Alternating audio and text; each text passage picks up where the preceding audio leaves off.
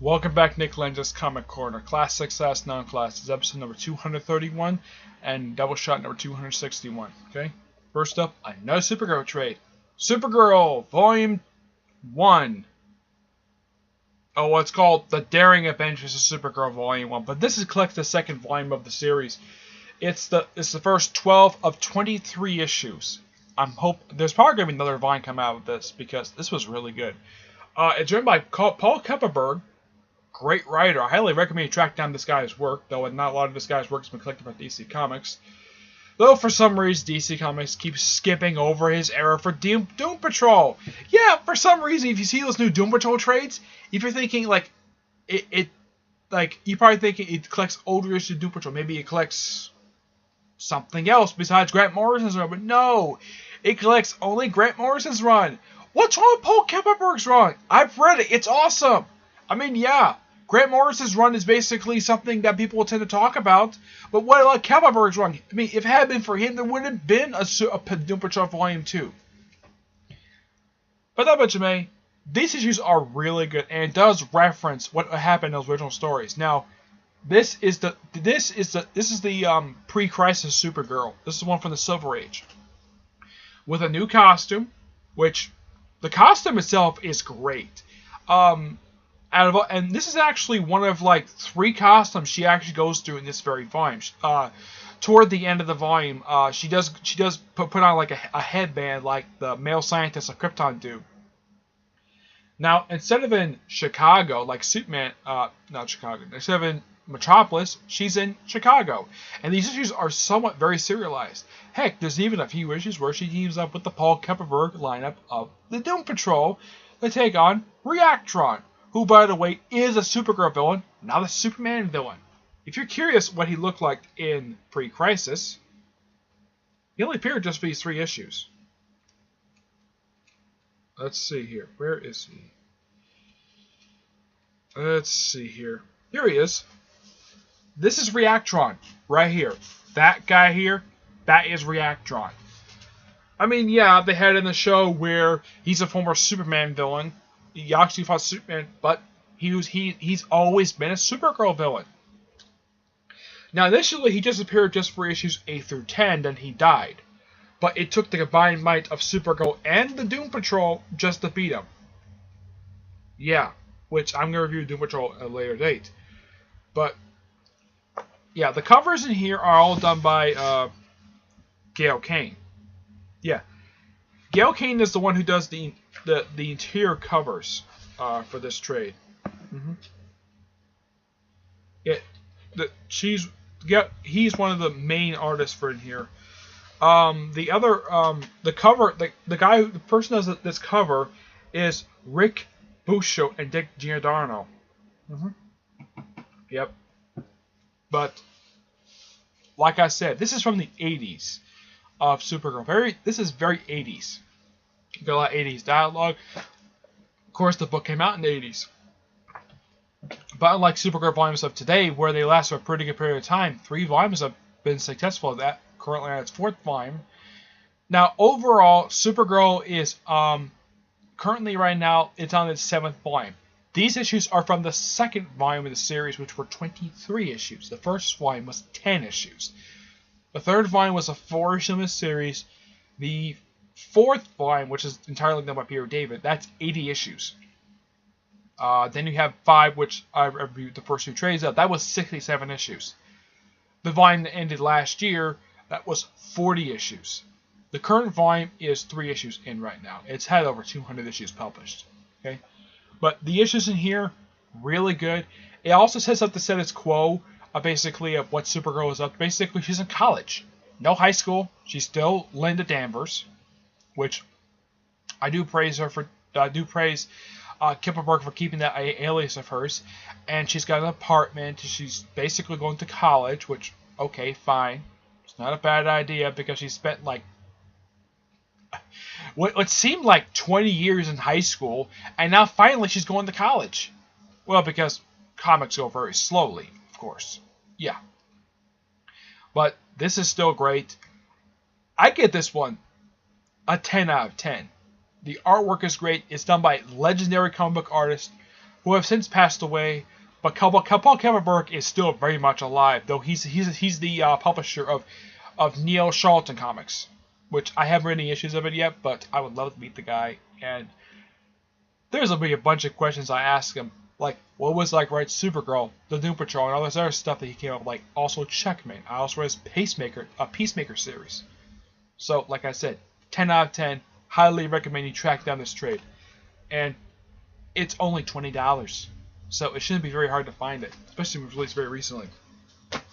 Next up is Captain America, Marvel Knights, Volume 1, collecting the first 16 issues of Volume 4 of Captain America. This is probably going to be about one of two volumes, because the second volume is, because this volume was 32 issues long, the actual series of issues wise. Now, this went through a few different writers on it. First, it's John Ruber, who did the first 9 issues, and he did issue 12, and issues 8 through, well, I think it's like 8, and then pretty much, he was the first writer on this, and then pretty much the rest of the time it was Chuck Austin. Some of you might recognize that name from his run from Kenny X-Men, which is very bizarre to say the least. You have John Cassidy as the artist for the first issue, but the rest of the time it's either Jay Lee, Tipper Hersign, or that's pretty much it. Now, the reason why this was, now originally the previous one, when it came back after Heroes Reborn, it lasted 50 issues and had 2 major writers on, which was Mark Waid and Dan Jurgens. It had a few in between fellow writers, but Dan Jurgens and Mark Waid were 2 regular writers with a few fill-in writers. This volume had several writers on it, but this pretty much picks up like when you first read the book. It's like right after 9/11 just happened, and let's see, this issue just came out for a period of like, I think it was like 01 to whatever. Let's see, if I can find it here. I think it's probably like 2001 to maybe like 2002. But the covers in here are done by John Cassidy for the first 15 issues, and the last issue was done by Jay Lee and Jose Valera.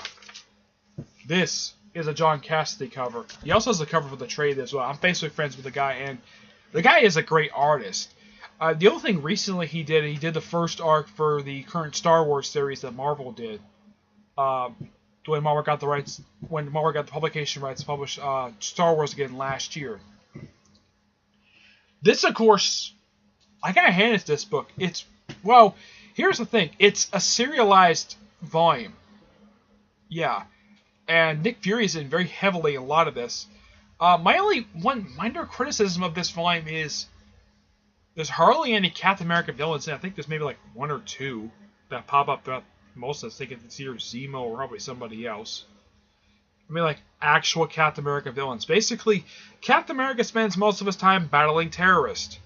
Yeah, that's really what he spends most of his time doing in this volume. Battling terrorists, either domestic or foreign-wise. But as for supporting characters in this trade, well, in the issues that came out here, there's been, like, a couple. One, of course, is Nick Fury, because he's always been kissing an old friend of his. Sharon Carter shows up in here occasionally. There's this Hannah, who is an Atlantean woman, who has a thing for Steve Rogers, even though he's in love with Sharon. Yeah, he's always in love with Sharon. There's also an appearance by Thor in his, I think this was during the phase when he was the Lord of Asgard, I think it was. I'm not really sure. But this is like the early 2000s version of Thor before Disassembled. Let me think. Oh yeah, there's appearance by Namor in Flashback. Also by appearances by the Avengers.